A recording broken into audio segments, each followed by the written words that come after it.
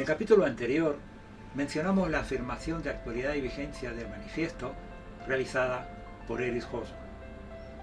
En contraposición a quienes niegan su acierto para caracterizar el capitalismo de este siglo, marcado por la COVID-19, acude Francisco Fernández Buey al señalar el nerviosismo de los defensores del capitalismo al referirse al manifiesto. ¿Por qué tanta crispación?, se pregunta Buey, si el proletariado del que allí se habla ya no existe, si la lucha de clases de la que allí se habla ya no existe, si el comunismo del que allí se habla no llegó a existir y donde se dijo que existió ya no existe. Evidentemente, esta pregunta retórica queda sin respuesta argumentada por parte de los fieles del capitalismo. No pueden confesar el temor que les inspira un texto que habla de la toma de conciencia de los que nada tienen, que observa la realidad con la mirada de los de abajo y llama a la acción. Regresemos al texto del manifiesto.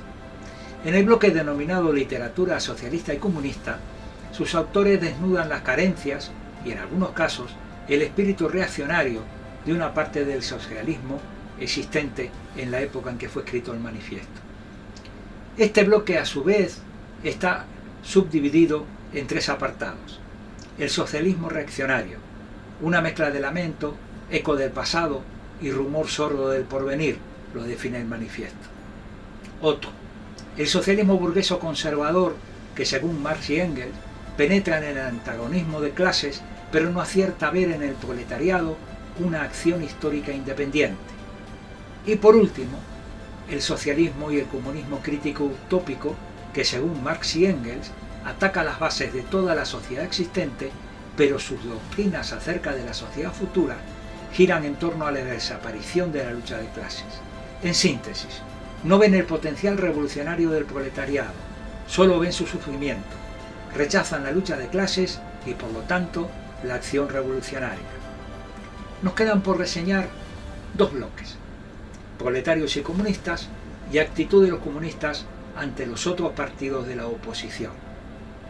El manifiesto nos explica que los comunistas no tienen intereses propios que se distingan de los intereses generales del proletariado, y define con claridad la esencia de los comunistas, ya que, según afirma, destacan y reivindican siempre, en todas y cada una de las acciones nacionales proletarias, los intereses comunes y peculiares de todo el proletariado, independiente de su nacionalidad, y en que, continúa afirmando el manifiesto, cualquiera que sea la etapa histórica en que se mueva la lucha entre el proletariado y la burguesía, mantienen siempre el interés del movimiento enfocado en su conjunto.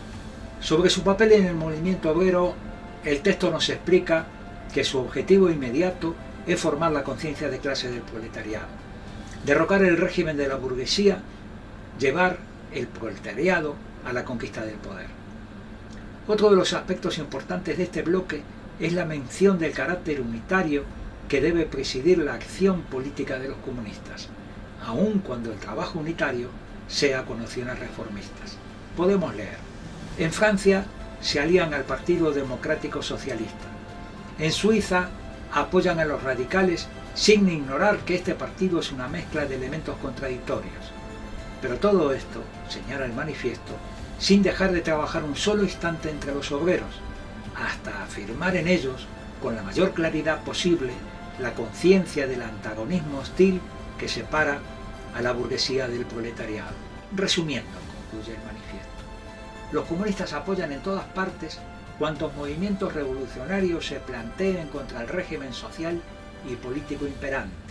Los comunistas trabajan por llegar a la unión y la inteligencia de los partidos democráticos de todos los países. A continuación, el manifiesto nos explica que sus propuestas no surgen de ideas o principios forjados o descubiertos por ningún redentor de la humanidad.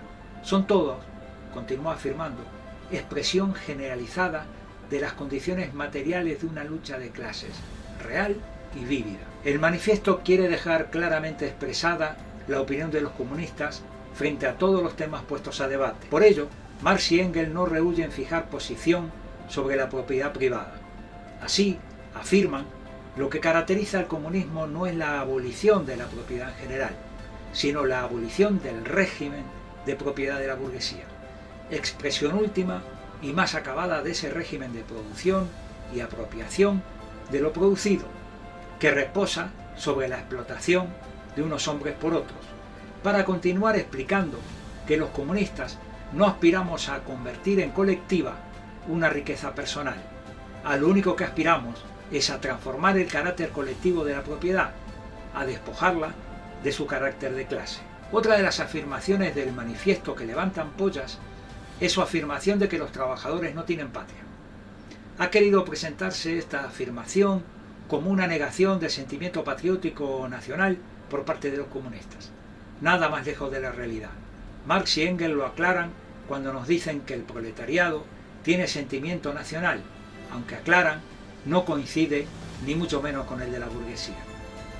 El manifiesto entra de lleno en el programa de los comunistas, un programa para la conquista del poder y la democracia.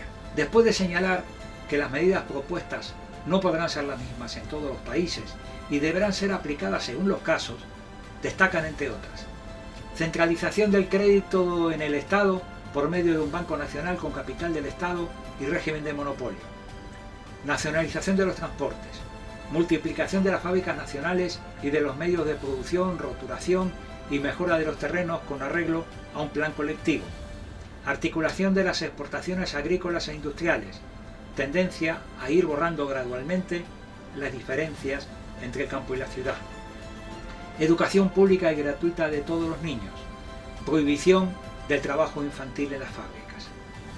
Hasta aquí este tercer capítulo dedicado al manifiesto comunista.